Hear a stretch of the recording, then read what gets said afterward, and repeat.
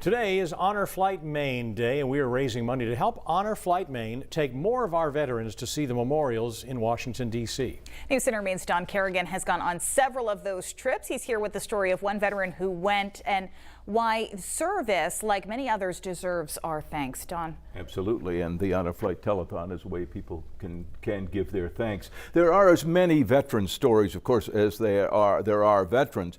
Many served, but fortunately did not have to see combat, although they still put their lives on the line when they entered the military and could have been called up at any time. Others, like Howard Cederlund from Wiscasset, faced real danger and risk of death at a very early age.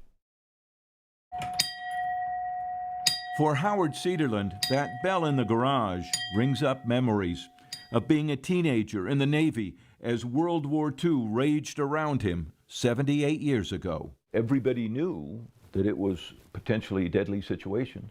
Oh, yeah. I don't think I expected to get back. I don't think so. I don't think any of us did. After just 2 years of high school and only a few weeks of training, Howard boarded the USS Menard in Oregon.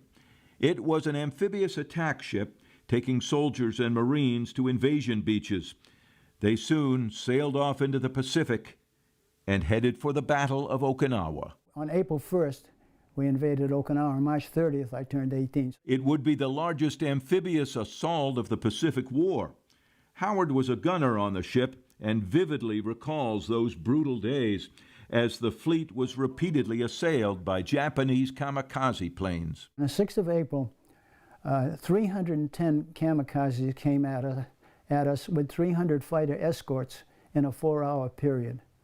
And one of them had our name on it, for sure. And 78 years have not dulled that memory. It became pretty apparent that he was heading for us. And he came and he went maybe 10 feet over my head. But I was lucky. I picked shrapnel all out of my pants and shoes, and we had all kinds of people that got wounded in that thing. His ship left Okinawa, Howard says, and began preparing for the dreaded invasion of Japan itself. But the U.S. dropped atomic bombs on Hiroshima and Nagasaki instead. What goes through your minds? Joy, because the war is going to end. We got a secret bomb that's going to end the war. And then life got better. Their ship began ferrying soldiers to Japan and taking others home to America. Eventually, Howard got home too. Like so many others of his generation, it was a time that forced Howard to grow up very quickly.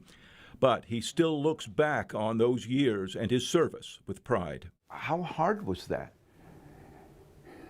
I don't think it was hard. I think you had a job to do and you did it. And the captain, I remember, you were well trained and you've got a job to do and do it. And that is what Honor Flight helps to remember. You know, I've talked to a lot of veterans, especially World War II veterans over the years, and so many of them said that same thing. We were doing a job. Yeah. That's what we do. We were doing a job, no big deal, we weren't heroes. Howard went on the Honor Flight trip several years ago.